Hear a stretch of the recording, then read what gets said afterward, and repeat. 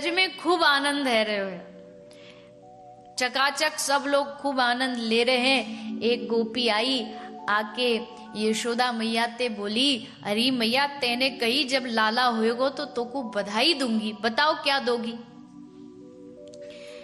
मैया ने सोची कहा दूं याकू। आसपास थोड़ी नजर घुमाई तो मैया ने देखी एक बड़ी सुंदर चांदी की थाली रखी। मैया ने वो थाली उठाई और गोपी के हाथ में पकड़ाई, बोली जा गोपी ले जा। गोपी ने वो माथे पे थाली रखी और नाचती नाचती गाती गाती क्या कह रही है, नंद के आनंद भयो। अब मटकती मटकती जा रही थी कि रास्ते में एक दूसरी गोपी मिल गई। वाने वाते पूछी, गोपी कहाँ ते आ रही है? बोले नंद महल ते आ रही हूं। कहा लेके आई? बोले चांदी की थाली लेके आई।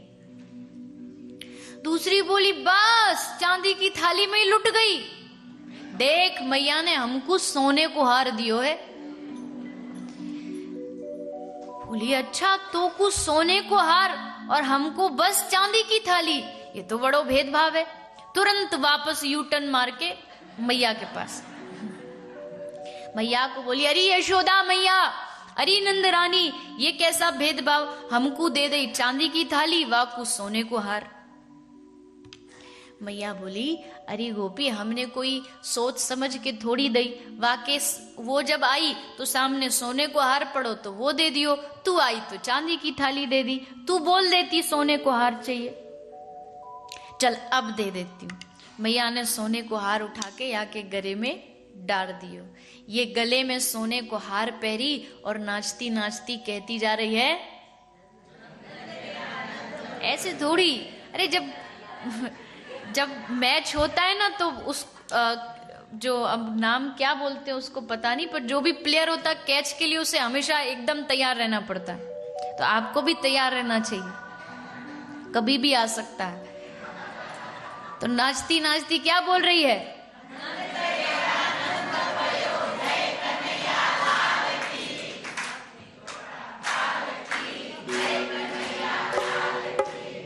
हाँ गाती गाती जा रही है।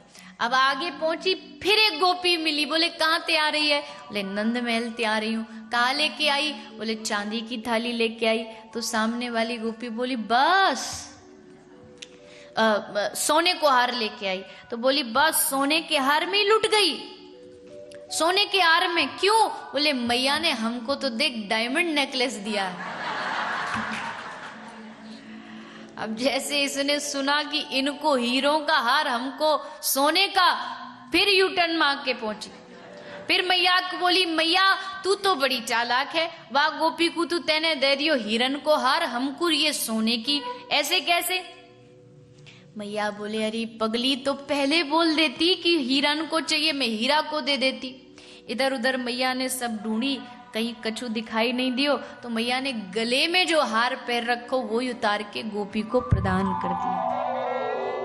नंद उत्सव में ना यशोदा मैया और बाबा ने देखा नहीं कि क्या देना क्या नहीं देना। तिजोरी खोल के चाबी फेंक दी कि कहीं लुटाते लुटाते मन में ये ना आ जाए, अरे ज्यादा तो नहीं लुटा दिया, कहीं ताला ना लगा दे, इसलिए चाबी फेंक दी कि आज कृष्ण आया है तो आज किसी बात की कंजूसी नहीं होनी चाहिए।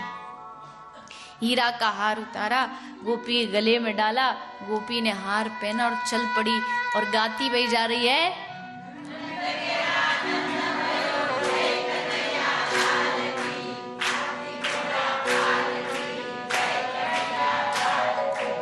नाचती नाचती जा रही थी। तभी फिर एक गोपी मिल गई। अब की बार पूछा तू क्या लाई? हीरा का हार लाई। तुझे क्या मिला? तो गोपी ने कहा तू तो लुट गई, सस्ते में निपट गई। क्यों? बोले जो तू हीरा का हार पहन के आई है ना, ये हीरा का हार तो यशोदा मैया हमको भी दे रही थी, पर हमने नहीं लिया। क्यों नहीं लिया? क्योंकि अरे पगली ये हीरा तो नकली है, असली हीरा तो कुछ और है। उसने कहा कौन है? कहा असली हीरा तो यशोदा मैया की गोदी में सो रहा है। वो असली हीरा है। मैया हमको हार दे रही, हमने कही मैया हमको नहीं चाहिए, हमको तो बस एक बार तू लाला को हमारी गोद में दे दे। जैसे गोपी ने सुनी, गोपी तुरंत वापस भागी यशोदा मैया के पास। अरे ओ मैया, अरे मैया सुन सुन सुन, देख हमको कछु नहीं चाहिए, न सोना न चांदी न हीरा, हमको तो एक बार अपने लाला को हमारी गोद में दे दे। यशोदा मैया कहती, अरे पगली, या में पूछवे वाली बात नहीं है, तेरो लाला है, जो मन करे गोद में खिला, घर ले जा, जो मन करे कर। जैसे सुनी गोपी ने आनंदित हो गई, ठाकुर को गोद में लिया, देखती जा रही है। ठाकुर इनको देख रहे हैं और ये ठाकुर को देख रही है। देखते देखते आंखें भीग गई, आंखों से अश्रुधार बह पड़ी, आंखों की धारा ठाकुर के चरणों पर जाके गिरी। मानो दुनिया भगवान का जल से अभिषेक करती है, कोई पंचामृत से अभिषेक करता है, पर गोपी ने आज अपनी आंखों के अश्रुओं से ठाकुर जी का अभिषेक किया। और भैया हो भी क्यों ना, जन्म जन्मांतरों से बिछड़ा जीव अगर ठाकुर से मिल जाए तो इस मिलन से अच्छा और क्या हो सकता है। कितने जन्मों से भाग भाग कूद कूद के, न जाने कितने जन्म ले ले करके कब मौका मिलता है कि अपने ठाकुर को अपनी गोद में लेकर के उनको निहारो, उनसे प्रेम करो। आप कहोगे भैया हम द्वापर में होते तो हमको भी ये अवसर मिल जाता, अब तो कलयुग है। अरे क्या कलयुग में भगवान बालक नहीं बन सकते? कितने भक्तों ने ठाकुर को अपना बालक बनाया, किसी ने माता पिता बनाया, किसी ने भाई बनाया, किसी ने कुछ बना, जो जिस भाव से पुकारता है। ठाकुर जी इतने इतने भोले हैं, जिस भाव से बुलाए। अयोध्या में एक बाबा जी रहा करते थे, आज भी मंदिर है वहां राम जी का। वो बाबा जी कहते थे कि मैं कृष्ण का गुरु हूं, वो कृष्ण राम का गुरु हूं। राम जी को अपना चेला मानते थे और मंदिर के बाद डंडी लेके बैठे रहते थे। मास्टर होता ना डंडी से पढ़ाता है, तो डंडी लेके बैठे रहते थे कि ये मेरा शिष्य है, ये राम मेरा चेला है। कोई कहता है कृष्णम वंदे जगत गुरु, कोई कहता हम उसके शिष्य हैं, कोई बेटा बनाता है। सकुबाई के लिए ठाकुर जी उसकी बहू बन गए, सास बन गए, कितने कितने भगवान ने संबंध बनाए। तो आज गोपी ठाकुर को देखती है, हृदय से एकदम गदगद हो गई, हृदय एकदम द्रवीभूत हो गया और ठाकुर जी गोपी को देख करके मुस्कुरा दिए। और उनकी मुस्कुराहट को देख करके कौन इस दुनिया में ऐसा है जो हमारे बिहारी जी की मुस्कुराहट से घायल ना होता हो? कौन बच पाया है उनके रूप से, उनके स्वरूप से?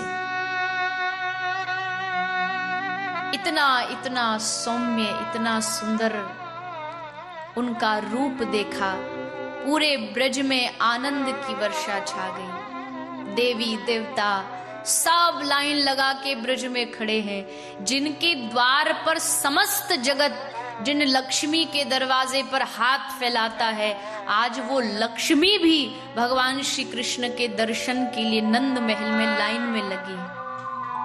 एक बार ठाकुर का दर्शन हो जाए। शेष सैया पर सोया तो रोज देखते हैं, अब देखो मैया के पलने में सोया कैसा लग रहा, कैसा रूप। गोपाल मारो हारनिया झूले रे, झुलावे गोकुलनी गोपी रे। ब्रज की गोपी ठाकुर जी को पल्ले में झुलाती है। कोई गोपी आती है ठाकुर जी को चुम्बन कर लेती है। ब्रज का कन्हैया जो है ना, वो हजारों गोपियों का झूठा है। कोई आती है तुरंत उठा के गोद में लेके चुम्बन कर लेती है। ऐसा ठाकुर जी का रूप।